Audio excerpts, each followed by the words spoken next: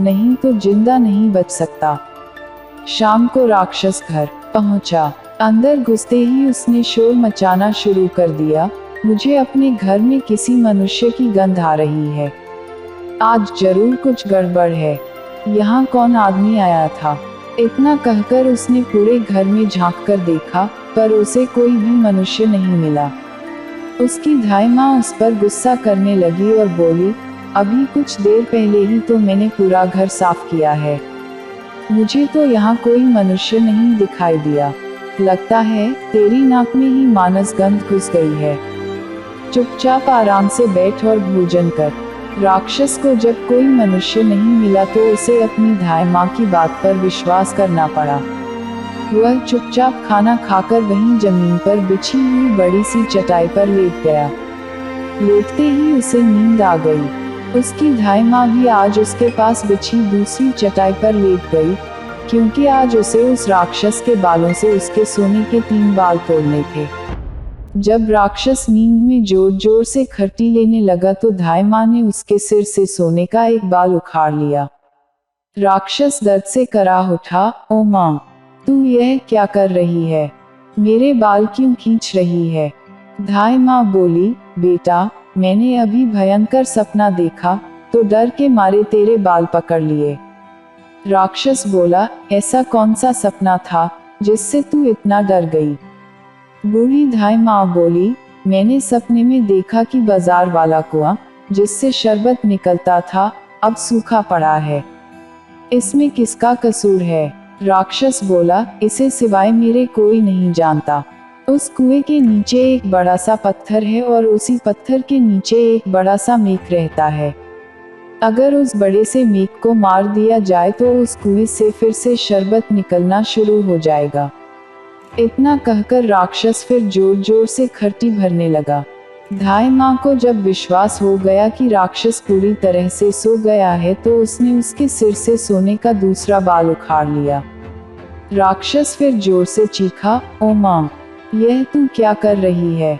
धाई माँ बोली, बेटा, बुरा मत मान, मैंने फिर से एक अजीब सा सपना देखा था, तभी डर के मारे तेरे बाल मेरे हाथ में आ गए।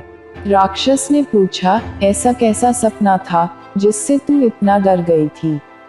बूढ़ी माँ बोली, मैंने सपने में देखा कि उस राज की सीमा पर जो सेब का एक पेड़ है, जिस पर पहले सोने के सेब लगते थे, अब सूख गया है। इसके सूखने का क्या कारण है? राक्षस बोला, इस पेड़ की जड़ में एक चूहा रहता है जो इसकी जड़ों को काटता रहता है। अगर उस चूहे को मार दिया जाए तो वह पेड़ फिर से सोने के सेब देने लगेगा।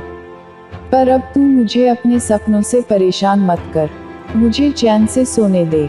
इतना कहकर थोड़ी देर बाद वह राक्षस फिर जोर जोर से खर्राटे लेने लगा। जैसे ही बूढ़ी माँ को लगा कि राक्षस सचमुच सो गया है तो उसने तीसरी बार सोने का बाल उखाड़ लिया।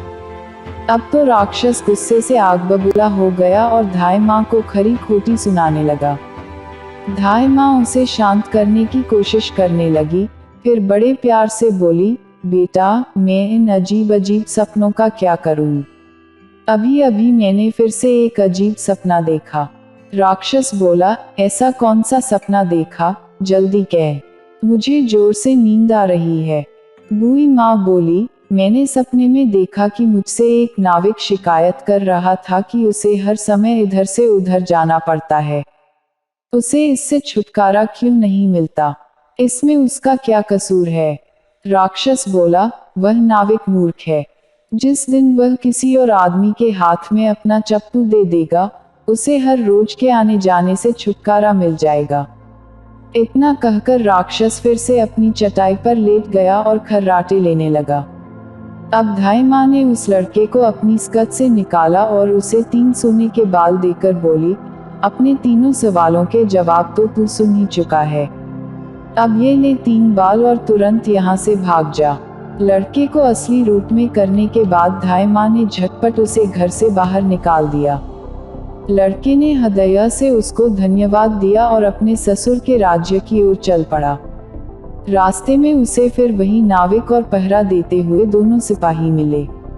नाविक ने जब उसे दूसरी ओर उतारा तो वह लड़का बोला, तुम अपना यह चप्पू किसी और के हाथ में दे देना, तभी तुम्हें इस रोज रोज के आने जाने से छुटकारा मिल जाएगा। जब सिपाही को उसने उसके प्रश्न का उत्तर बताया तो उसने बहुत सा धन एक गधे पर लादकर उस लड़के को इनाम के रूप में दिया। वह उस धन से लदे हुए गधे को लेकर जब पहले सिपाही के पास पहुंचा तो उसे भी उसके प्रश्न का उत्तर बताया। उस सिपाही ने भी बहुत सा धन एक गधे पर लादकर उसको इनाम दिया। अब वह सोने के 3 बाल और 2 गधों पर ढेर सारा धन लेकर अपने ससुर के पास पहुंचा, तो उसे देखकर राजा हैरान रह गया। तीनों बाल और धन से भरे हुए 2 गधों को देखकर राजा ने उससे पूछा, तुम्हें यह इतना ढेर सारा धन कहाँ से मिला? लड़का बोला, मैं नदी के उस पार गया था, वहाँ मुझे बहुत सारा धन मिला, उसमें से कुछ धन मैं अपने साथ ले आया। राजा को लालच आ गया। वह लड़के से बोला, क्या मैं भी नदी के उस पार से तुम्हारी तरह कुछ धन ला सकता हूँ? लड़का बोला, क्यों नहीं। उस नदी में नाव पर एक नाविक बैठा है जो अपनी नाव से आपको उस पार ले जाएगा, पर आप उसका चप्पू उससे लेकर नाव को खुद चलाएंगे तो नदी की दूसरी ओर पहुंचकर ढेर सारा धन ले आएंगे। लालची राजा इतना सुनकर नदी की ओर चल पड़ा।